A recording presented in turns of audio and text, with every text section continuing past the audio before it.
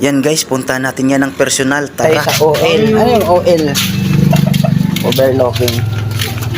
Tara. Punta tayo doon. Pakita ko sa inyo.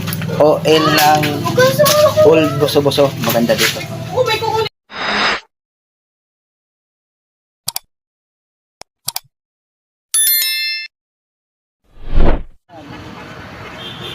Yan guys, ang pupuntahan natin. Malapit lang yan.